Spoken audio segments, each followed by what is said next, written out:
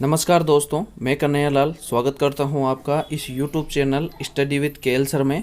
आज आपके सामने हाजिर हूं हिंदी के सॉल्यूशन को लेकर। दोस्तों अभी 4 अप्रैल को कलाम एकेडमी सीकर द्वारा रीट का पेपर आयोजित किया गया था। उसमें जो हिंदी का पेपर आया था भाषा फर्स्ट हिंदी, उसके प्रश्नों को लेकर आया हूं। तो आपको इसमें संपूर्ण सॉल्यूशन मिलेगा। तो चलिए दोस्तों वीडियो को शुरू करते हैं। अगर आप चैनल पर नए हैं तो बिल्कुल चैनल को सब्सक्राइब करके बेल आइकन प्रेस कर लीजिए ताकि आने वाली वीडियो की नोटिफिकेशन आपको मिल सके। दोस्तों वीडियो को लाइक ज़रूर कर देना है और सभी दोस्तों के पास शेयर कर देना है। दोस्तों अगर आपने ये पेपर नहीं दिया है फिर भी आप इस टेस्ट को हल करें। दोस्तों बहुत ही अच्छे प्रश्न हैं। तो दोस्तों चलिए वीडियो को शुरू करते हैं। यहाँ पर ये पैसेज है दोस्तों, आप इसे पढ़ लेना। चलिए 31वां प्रश्न है, मानव शब्द में प्रयुक्त प्रत्यय है भाववाचक तद्धित प्रत्यय, अपत्यवाचक कृत प्रत्यय, संबंधवाचक तद्धित प्रत्यय, अपत्यवाचक तद्धित प्रत्यय। तो बताइए इस प्रश्न का सही उत्तर क्या है। दोस्तों इस प्रश्न का सही उत्तर है विकल्प नंबर 4 अपत्यवाचक तद्धित प्रत्यय। दोस्तों जो मानव है वो मनु है उस मनु में अ प्रत्यय जोड़ने से बना है। अब जो मनु है वो संज्ञा है और संज्ञा में तद्धित प्रत्यय ही जुड़ते हैं और अपत्यवाचक केवल इसमें है। तो यहाँ पर विकल्प नंबर डी अपना सही हो जाता है। चलिए दोस्तों अगला प्रश्न है प्रश्न नंबर 32, उपसर्गों के प्रयोग की दृष्टि से असंगत है पर्यावरण, उत्खनन, असंगत, अप्रत्याशित। तो बताइए इस प्रश्न का सही उत्तर क्या है। दोस्तों यहाँ पर अगर देखा जाए तो उत्खनन में भी उद या उत उपसर्ग है, असंगत में अ उपसर्ग है, पर्यावरण में भी उपसर्ग है और अप्रत्याशित में भी उपसर्ग है। यहाँ पर अप्रत्याशित में अ उपसर्ग है, उसके बाद प्रत्याशित है दोस्तों। यहाँ पर अ उपसर्ग, फिर प्रति उपसर्ग, फिर आशा और फिर इत, मतलब 2 उपसर्ग और एक प्रत्यय इसमें जुड़ा हुआ है। इधर अगर देखा जाए तो परि प्लस आवरण उपसर्ग है, परि आ और वरण, परि प्लस आवरण 2 शब्दों से मिलकर बनेगा। तो इस हिसाब से विकल्प नंबर 4 यहां पर अपने सही होगा। चलिए दोस्तों अगला प्रश्न है प्रश्न नंबर 33, महाविनाश में समास है अव्ययीभाव समास, तत्पुरुष समास, बहुव्रीहि समास, उपयुक्त में से कोई नहीं। तो बताइए इस प्रश्न का सही उत्तर क्या है। दोस्तों इस प्रश्न का सही उत्तर है, एक्चुअली में अगर इसका सही उत्तर देखा जाए तो दोस्तों महाविनाश, यहाँ पर विनाश का विशेषण है क्या, महा। विनाश की विशेषता बताई जा रही तो उस हिसाब से तो यहाँ पर दोस्तों कर्मधारय होना चाहिए, लेकिन यहाँ पर विकल्प में कर्मधारय नहीं है। अव्ययीभाव है, तत्पुरुष है, बहुव्रीहि है, तो अव्ययीभाव और तत्पुरुष तो यहाँ पर हो नहीं सकता। तो अब अगर देखा जाए तो जो बहुव्रीहि समास है यहाँ पर महाविनाश का एक प्रलय के अर्थ में तीसरा अर्थ भी निकाल लेते हैं, तो उस हिसाब से बहुव्रीहि मान सकते हैं। यहाँ पर उपयुक्त में से कोई नहीं मैं मानूंगा, क्योंकि दोस्तों कर्मधारय होता है, कर्मधारय विकल्प में है नहीं, बहुव्रीहि भी मान सकते हैं, लेकिन मैं उपयुक्त में से कोई नहीं मानूंगा।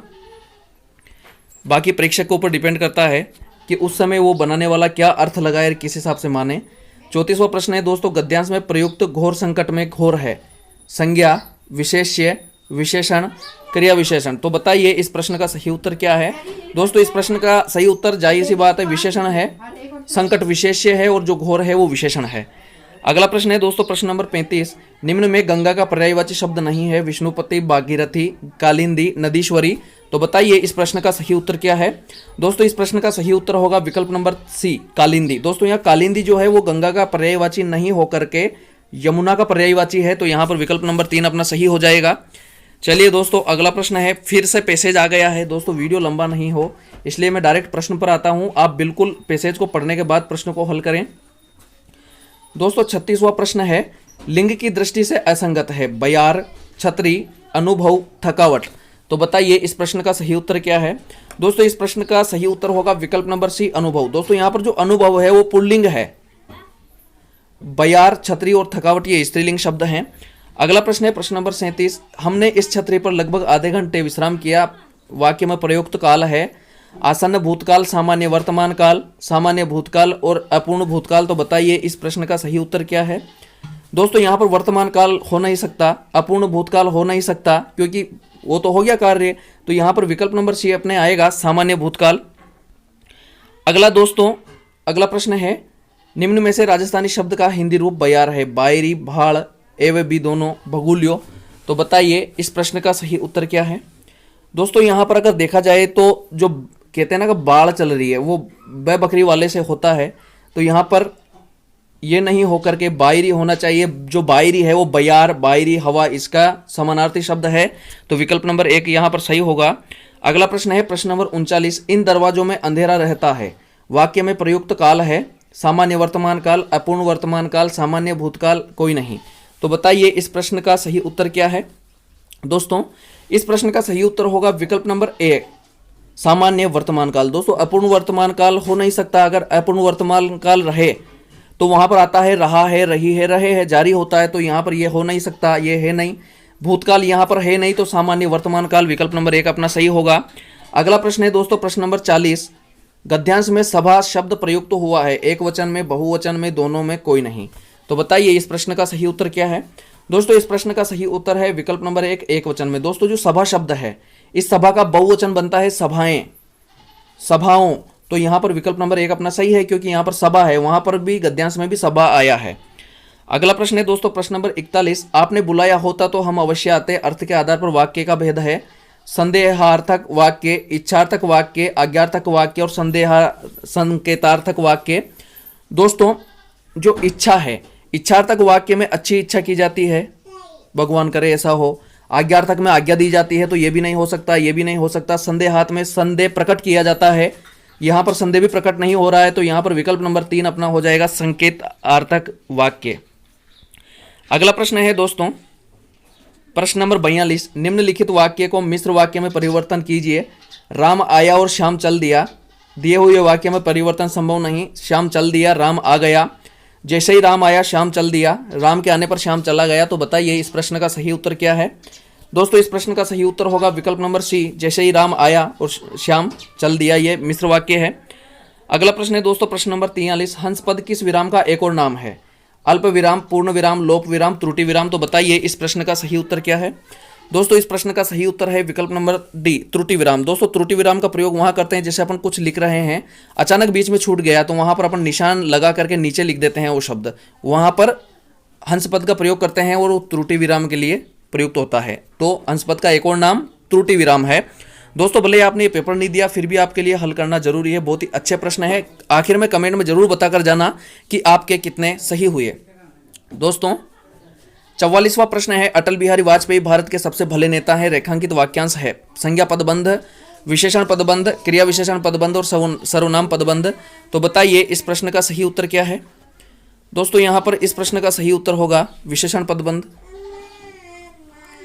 अगला प्रश्न है प्रश्न नंबर 45, आसारा दीवा राजस्थानी मुहावरे का अर्थ है स्वागत में दीप जलाना, परिवार का एकमात्र सहारा होना, दीपावली मनाना, अच्छे भविष्य की उम्मीद करना। तो बताइए इस प्रश्न का सही उत्तर क्या है। दोस्तों इस प्रश्न का सही उत्तर होगा विकल्प नंबर डी, अच्छे भविष्य की उम्मीद करना। अगला प्रश्न है प्रश्न नंबर 46, आधुनिक शिक्षण अधिगम प्रक्रिया में शिक्षक की भूमिका है। बच्चों को मूल्य आधारित शिक्षा देने की, बच्चों को सभी कुछ पढ़ाने की, सीखने हेतु तो अच्छे सुलभ करता की, बच्चों को गणित, विज्ञान व भाषा पढ़ाने की। तो बताइए इस प्रश्न का सही उत्तर क्या है। दोस्तों इस प्रश्न का सही उत्तर है विकल्प नंबर सी, सीखने हेतु तो एक सुलभकर्ता की। दोस्तों जो शिक्षक है वर्तमान में वो केवल एक सुलभकर्ता है, बच्चों के लिए मार्गदर्शक है, बाकी बच्चे करके सीखते हैं, लर्निंग बाय डूइंग। तो यहाँ पर विकल्प नंबर सी अपना सीखने हेतु तो एक अच्छे सुलभकर्ता की, ये सही होगा। अगला प्रश्न है प्रश्न नंबर 47, किस शिक्षण विधि में कल्पना शक्ति का विकास करने वाले मनोरंजक खेलों को स्थान दिया जाता है। डाल्टन पद्धति, बालोद्यान पद्धति, प्रोजेक्ट विधि, उपयुक्त सभी। तो बताइए इस प्रश्न का सही उत्तर क्या है। तो दोस्तों यहाँ पर ये तीनों ही विधियां हैं जिनमें खेलों को स्थान दिया जाता है। तो विकल्प नंबर 4 अपना सही हो जाएगा, उपयुक्त सभी। अगला प्रश्न है प्रश्न नंबर 48, निम्नलिखित में से कौन सा अशुद्ध उच्चारण का कारण नहीं है। सुलेख विहीनता, ध्वनि लोप, ध्वनि विकृति, शब्द लाघव की प्रकृति। तो बताइए इस प्रश्न का सही उत्तर क्या है। दोस्तों इस प्रश्न का सही उत्तर है विकल्प नंबर ए, सुलेख विहीनता। दोस्तों सुलेख विहीनता अशुद्ध उच्चारण का कारण नहीं है, क्योंकि दोस्तों जो सुलेख विहीनता, सुलेख है वो लिखने से संबंधित है, बाकी ध्वनि लोप, ध्वनि विकृति ये उच्चारण से संबंधित है। तो सुलेख का लिखने का उच्चारण से क्या संबंध, कोई संबंध नहीं है। तो यहाँ पर विकल्प नंबर ए अपना सही होगा, सुलेख विहीनता अशुद्ध उच्चारण का कारण नहीं है। दोस्तों अगला प्रश्न है प्रश्न नंबर 49, बच्चे का पहला शब्द सबसे अधिक निम्न में से किससे संबंधित होता है। अमूर्त विचारों से, ठोस वस्तुओं से, समय से, उपयुक्त सभी से। तो बताइए इस प्रश्न का सही उत्तर क्या है। दोस्तों इस प्रश्न का सही उत्तर होगा विकल्प नंबर बी, ठोस वस्तुओं से। जो बच्चा है सबसे पहले ठोस वस्तुएं जो उसको दिखाई देती है जो ठोस वस्तुएं हैं उनके बारे में विचार करने लगता है, तो उसका जो पहला शब्द है वो भी इनसे संबंधित ही होगा। अगला प्रश्न है दोस्तों प्रश्न नंबर 50, निम्नलिखित में से कौन सा विकल्प समवायी विधि का द्योतक है? दो भिन्न भाषाओं के व्याकरण की तुलना करना, उदाहरण बताकर नियम निकलवाना, गद्य एवं पद्य रचनाओं के आधार पर व्याकरण पढ़ाना और सूत्र बताकर उनकी व्याख्या करना। तो बताइए इस प्रश्न का सही उत्तर क्या है? दोस्तों इस प्रश्न का सही उत्तर होगा विकल्प नंबर सी, गद्य एवं पद्य रचनाओं के आधार पर व्याकरण पढ़ाना। अगला प्रश्न है दोस्तों प्रश्न नंबर 51, शुद्ध वर्तनी पढ़ाते समय शिक्षक का अपेक्षित व्यवहार है। अशुद्ध वर्तनी युक्त शब्द अवश्य बताएं, केवल शुद्ध वर्तनी युक्त शब्द ही बताएं। पहले अशुद्ध वर्तनी युक्त शब्द बताएं, तत्पश्चात उसका शुद्ध रूप बताएं। पहले शुद्ध वर्तनी युक्त शब्द बताएं, तत्पश्चात उसका अशुद्ध रूप बताएं। तो बताइए इस प्रश्न का सही उत्तर क्या है? दोस्तों यहाँ पर इस प्रश्न का सही उत्तर होगा विकल्प नंबर सी, पहले शुद्ध वर्तनी युक्त शब्द बताएं, तत्पश्चात उसका शुद्ध रूप बताएं। पहले अपन दिखाएंगे कि ये अशुद्ध है, उसके बाद फिर शुद्ध लिख के बताएं कि बच्चों ये शुद्ध होता है। तो इस प्रकार से पहले अशुद्ध शब्द बताओ, उसके बाद में उसका शुद्धिकरण करके दिखाओ, तो अच्छे से समझ आता है। अगला प्रश्न है दोस्तों प्रश्न नंबर 52,